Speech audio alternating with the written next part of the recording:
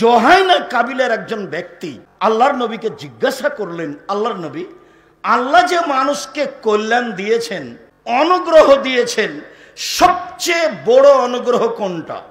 হাত অনুগ্রহ। কিভাবে অনুগ্রহ? যার এক হাত নেই তাকে জিজ্ঞাসা করেন আর এক হাতের দাম কত।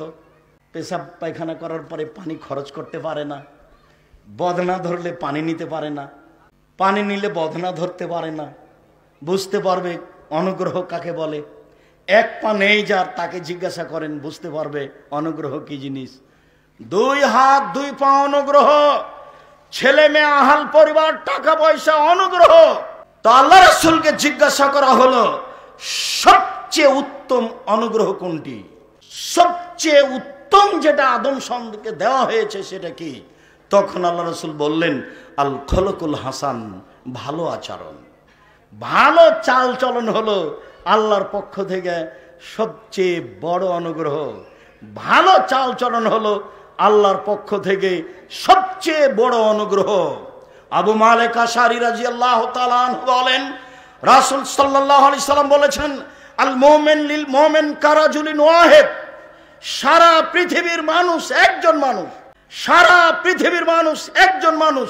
ইনস্তাকা আইনুহু ইস্তাকা কুল্লুহু ওয়া ইনস্তাকা রাসুহু ইস্তাকা কুল্লুহু। যদি চোখ ব্যথা করে, সম্পূর্ণ শরীরে ব্যথা বুঝতে পারে। আমি ক্ষতিগ্রস্ত হলে আপনি সেই ব্যথা ভোগ করবেন, তার মানে আমি আর আপনি একজন। আমার মাথায় ব্যথা হলে আমি সম্পূর্ণ শরীরে ব্যথা বুঝতে পারি, আপনি সেই ব্যথা অনুভব করবেন, তার মানে হলো আপনি আর আমি একজন। আর এখন একজন যদি বিপদে পড়ে তাহলে আর একজন বলে ঠিক হয়েছে, ঠিক হয়েছে, উচিত হয়েছে। আর একজন বিপদগামীর জন্য যে ব্যক্তি খুশি মানাচ্ছে তাকে আমি গরু জবাই করতে দেখেছি, আমি নিজ চোখে দেখেছি। আমি ভালো, আপনি বিপদগ্রস্ত, তখন আমি গরু জবাই করলে খুশি মানালাম। গরু জবাই করা কাজটা আমার চোখের সামনে ঘটেছে। সদাচরণ কি জিনিস? সদাচরণ কাকে বলে? আনাস রাদিয়াল্লাহু তাআলা আনহু বলেন, রাসূল সাল্লাল্লাহু আলাইহি সাল্লাম বলেছেন, আল মুমিন লিল মুমিন কাল বুনিয়ান ইয়াশুদ্দু বাযুহু বাযান সুম্মা শাব্বাকা বাইনা আসাবিহি। রাসূল সাল্লাল্লাহু আলাইহি সাল্লাম বললেন, একজন মুমিন আর একজন মুমিনের জন্য প্রাচীর, দেওয়াল। একটা ইট আর একটা ইটকে যেমন ভাবে ধরে আছে চেপে, তখন বাস্তব দেখা দিয়ে তিনি ডান হাতের আঙ্গুলকে বাম হাতের আঙ্গুলের ভিতরে ঢোকালেন।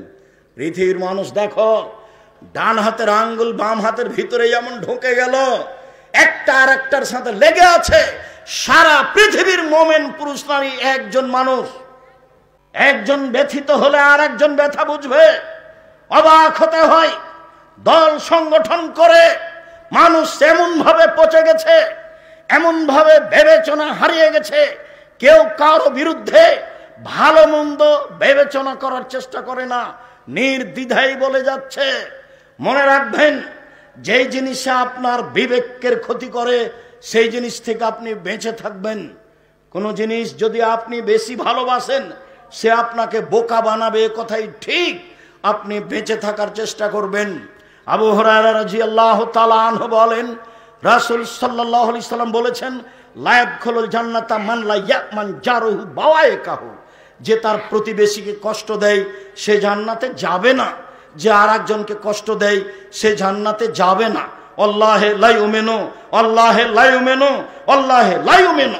কিলাম মান ইয়া রাসূলুল্লাহ।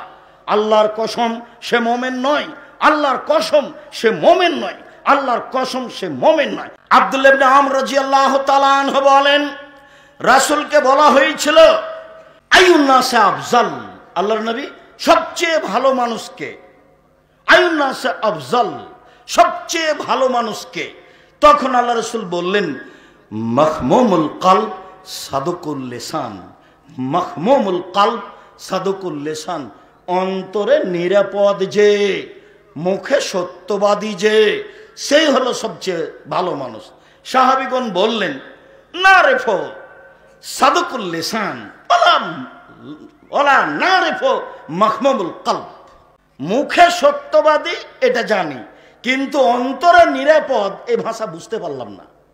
রাসূল সাল্লাল্লাহু আলাইহি সাল্লাম বিশ্ববিদ্যালয়ে পড়েননি, ভাষা বললে সাহাবীরা অনেক সময় বুঝতে পারতেন না। স্বয়ং শিক্ষক হচ্ছেন আল্লাহ, মাধ্যম হচ্ছেন জিবরাইল, যার কারণে মাঝে মধ্যে ভাষা বোঝা যেত না, বুঝতে পারলাম না মাখমুমুল কালব কি জিনিস। তখন আল্লাহ রাসূল বলেন আত্তাকিও আন্নাকিও, স্বচ্ছ পরহেজগার যে, স্বচ্ছ যে পরহেজগার যে, সেই হচ্ছে সবচেয়ে উত্তম মানুষ। এরপরেও বাক্য বুঝা গেল না। তখন আল্লাহ রাসূল বললেন মা ইসমা আলাইহে মা ইসমালাহু, যার পাপ নেই স্বচ্ছ সে, ওয়ালা বাগিয়ে সীমালঙ্ঘন নেই যার স্বচ্ছ সে, ওয়ালা গিল্লা আত্মসাৎ নেই যার স্বচ্ছ সে, ওয়ালা হাসাদা হিংসা নেই যার স্বচ্ছ সে। চারটে জিনিস আছে যার, সবকিছু আছে তার, সেই হচ্ছে স্বচ্ছ, সেই হচ্ছে পরহেজগার, সেই হচ্ছে ভালো মানুষ। এক, পাপ নেই যার। আরে পাপ নেই যার মানে পাপ তো সবারই আছে। আনাস রাদিয়াল্লাহু তাআলা আনহু বলেন রাসূল সাল্লাল্লাহু আলাইহি ওয়াসাল্লাম বলেছেন কুল্লু বানি আদম খাত্তা ওয়া খায়রুল খাত্তাইনা আত-তাওয়াবুন, আদম সন্তানই পাপী, সবচেয়ে ভালো পাপী সেই যেই পাপ করার পরে বলে আল্লাহ আমাকে ক্ষমা করো, আস্তাগফিরুল্লাহ ওয়া আতুবু ইলাইহি। রাসূল সাল্লাল্লাহু আলাইহি ওয়াসাল্লাম পরের বাক্যে বললেন হিফযু আমানাতিন, আমানত আছে যার সবকিছু আছে তার, আমানত নেই যার কোনো কিছু নেই তার। আমানত রক্ষা করার চেষ্টা করতে হবে। মালিক, পিতা, প্রধান শিক্ষক 100 টাকা দিয়ে বাজারে পাঠিয়েছে, 90 টাকা বাজার করে 100 টাকার ভাউচার দেখাবেন না, তার মানে আমানত গেছে। এ দিয়ে জান্নাত লাভ করা যাবে না। আমানত নষ্ট করে জান্নাত লাভ করা যায় না। সম্মানিত দিনী ভাই বোন, বলছিলাম আব্দুল্লাহ ইবনে ওমর রাদিয়াল্লাহু তাআলা আনহু বলেন রাসূল সাল্লাল্লাহু আলাইহি সাল্লাম বলেছেন আর বাউন মান কুন্না ফিকা ফালা আলাইকা মা ফাতাকা মিনাদ দুনিয়া। চারটে জিনিস আছে যার, সবকিছু আছে তার। চারটে জিনিস আছে যার, সবকিছু আছে তার, ইহকাল আছে তার, পরকাল আছে তার। চারটে জিনিস আছে যার, সবকিছু আছে তার, ইহকাল আছে তার, পরকাল আছে তার। এক, হুসন খালিকাতিন, ভালো আচরণ, চাল চলন ভালো যার, ইহকাল তার, চাল চলন ভালো যার, পরকাল তার। দুই, সিদক হাদিসিন, সত্য কথা, সত্য কথা যার, ইহকাল তার, সত্য কথা যার, পরকাল তার। সত্য কথা নেই। আগামীকাল সন্ধ্যা হতে হতে ছোট ভাইয়ের হাত ধরে, ছোট ভাই বড় ভাইয়ের কারণে গন্ডগোল হয়েছে, হাত আপনাকে তার ধরে ক্ষমা নিতে হবে। ভাই যা হয়েছে হয়েছে, মাফ করেন, একসাথে থাকি।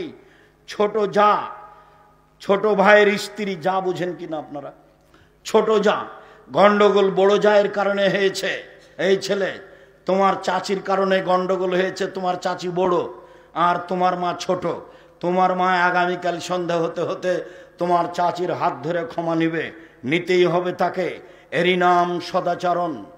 সদাচরণ কি জিনিস মানুষ বুঝতে চায় না। সদাচরণ দিয়ে ডবল নেকি পাওয়া যায়। তোমার কাছে বাঁচতে চাই বড় পাপ হতে, তোমার কাছে বাঁচতে চাই ঋণ কর্য হতে, তোমার কাছে বাঁচতে চাই বড় পাপ হতে, তোমার কাছে বাঁচতে চাই ঋণ কর্য হতে। ঋণ কর্য আছে যার, জানাজা নেই তার। ব্যাংকে চাকরি করে, লোন নিয়ে বাড়ি গাড়ি করেছে, বউ খুশিতে আছে, দুনিয়ার পাগল, মাথায় গোবর আছে, নিজেকে দেখাচ্ছে ধনী মানুষ, তাহাজ্জুদ পড়ছে, প্রতি বছর হজ করতে যায়, উমরা